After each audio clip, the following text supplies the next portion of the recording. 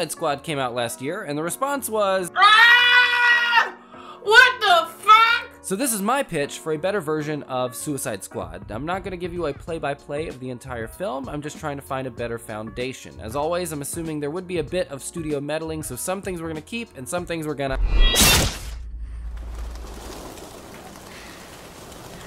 We're gonna keep the squad itself about the same, which means we still have a lot of team members to deal with, but the movie's called Suicide Squad, so we do need some people that are going to die. The one team member we're gonna replace is Katana.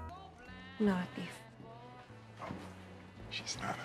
I'm here to watch a movie about bad guys, so in my version, we're gonna replace Katana with Livewire. Livewire is a great choice because she actually has powers, she has a great punk rock look to her, and you could still cast an Asian actress to play her to keep up the team's diversity. Plus, you could put in a line there where Waller is talking about Livewire, like, she's the only one of the bunch that prefers the electric chair. And with Livewire drafted, we now have a team that actually stands a chance against a metahuman threat.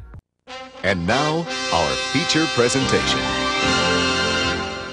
We still open with Waller's narration. The world changed when Superman flew across the sky, and then it changed again when he didn't. Then she says something like, a new scum began to crawl out of the shadows, and then we see Harley and Joker riding through the streets, and she keeps talking, without Superman around, who could stop them? And then boom, the Batmobile bursts onto the scene, and it plays out just like it did in the movie, because this was, in my opinion, the best scene in the whole movie. We see Batman apprehend Harley, Joker disappears for the rest of the movie, because we don't need him, screw Joker. Then we get Deadshot's intro, and it's almost the same as it is in the movie, except we don't want Agent J with a slightly harder edge. The best of the best of the best, sir. Yeah, with honors.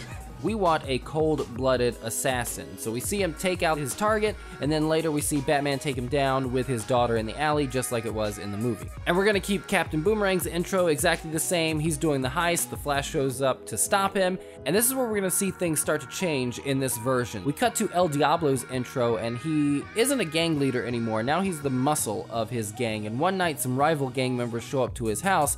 He kills them, and at the same time accidentally kills all of his family, and so he still turns himself into the cops. Cut to Livewire sapping the electricity from a city block. Flash shows up and he takes her down too. Then we cut to Killer Croc in the sewer. In our version, he's going to be beefier, he's gonna be more monstrous, right? Like he is in the comics, because that's awesome. Batman jumps into the sewer with his Iron Man suit on, and he fights Killer Croc. Lastly, we see Enchantress as she's trying to enslave an entire civilization abroad. Wonder Woman appears behind her, the two begin to fight, and we finally cut to the boardroom where Amanda Waller is having her top secret meeting. The military guy asks Amanda, "You know we can't control these people." And she turns to Enchantress and says, Go get it, girl. This movie opening is great because we're introduced to each of our villains all at once. We get to see what they're capable of instead of being told. And we get to see our heroes in action too, which tells us what they've been up to between Batman v Superman and Justice League. What's really important about this version of the movie is that it has a question that it wants to answer, and we've stolen it from The Flash in Boomerang's intro.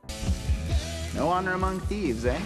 That's what we want to know. Can these villains come together to work as a team towards a common goal? So now Waller has demonstrated that she can control the villains. The military guy has his top secret book from insert most politically correct enemy foreign country, real or fiction, that can act as our terrorist faction for this movie, but still not offend any of our big foreign box office earners so that we can still yield the largest profit possible. And so he gives the Suicide Squad the go-ahead. The villains get the bombs in their necks and are taken to the training field where we meet Rick Flag. He plays the video from Waller explaining that they are to become a covert Black Ops team. If anyone doesn't do it, she'll kill them, and if they try to escape, she will kill them. Well, that's terrible. This leads into a somewhat lighthearted montage of Rick Flag trying to put the villains through military training. Remember, the question of our movie is, can there be honor among thieves? Can these villains learn to work as a team? Of course, the answer at this point is no. The villains can't complete the training because they're constantly bickering and trying to one-up each other. In this sequence, we get to see Rick Flag lose his composure with the group. Their attitudes really get under his skin, and he explodes. Hey, you fucking bastards!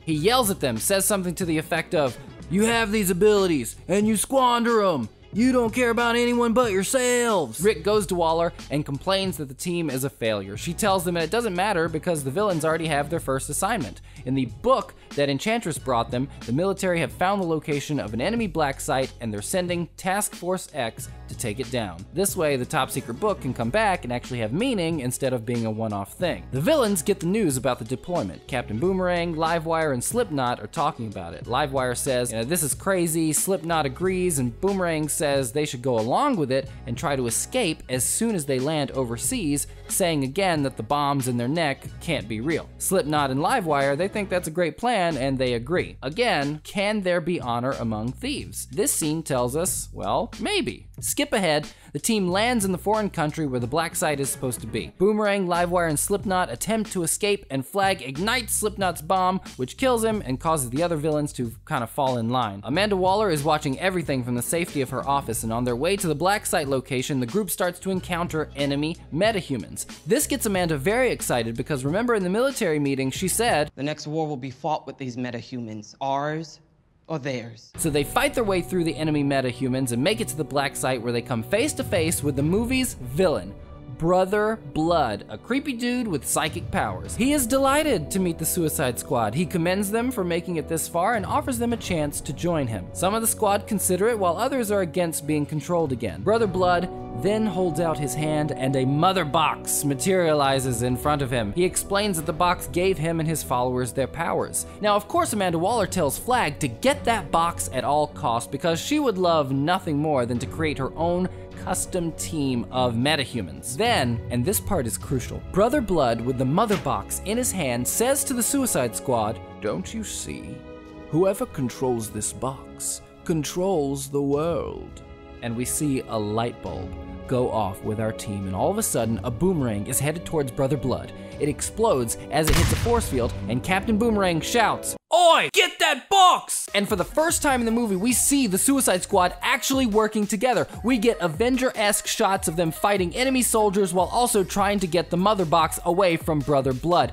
And the best part of it all is that even though they appear to be working as a team, each of them is still only doing it for their own selfish desires. Brother Blood kills El Diablo, which provides an opening so the rest of the squad can defeat him and take the box. Killer Croc is holding the box in his hand and Flag tells him to hand it over. Enchantress swipes it, activates it, and the box disintegrates into thin air. Flag is about to kill Enchantress for disobeying his orders, but Waller calls him off. She says they've lost too many assets as it is. On the way back to the US, and this is my favorite must-have line in the movie, the squad is talking about what happened and they're asking Enchantress why she destroyed the box, and I want her to look at them and say, "If the world is full of metahumans, it will be harder for me to conquer." That just seems like a fun line for Enchantress to have. Because after all this, she's still thinking about how she can control the world. She doesn't want anyone else to have it. She doesn't want anyone else to have access to power that they could defy her with. So, can there be honor among thieves? And the answer turns out to be not really. It's important to me that the Suicide Squad members are villains and that they remain villains throughout the story. Like, you can have a story where people don't change and that's fine. These villains,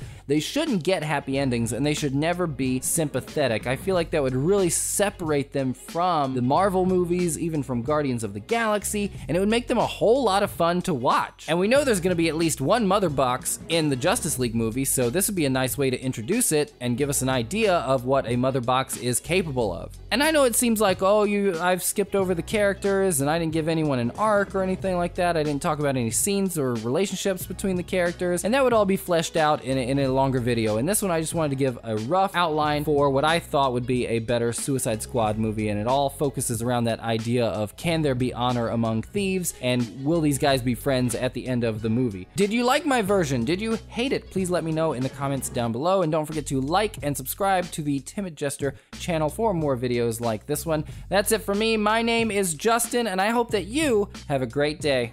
Insert most politically correct enemy, foreign country, real or fiction that can act as our terrorist faction for this movie, but still not offend any of our big foreign box office earners so that we can still yield the largest profit possible. God damn it.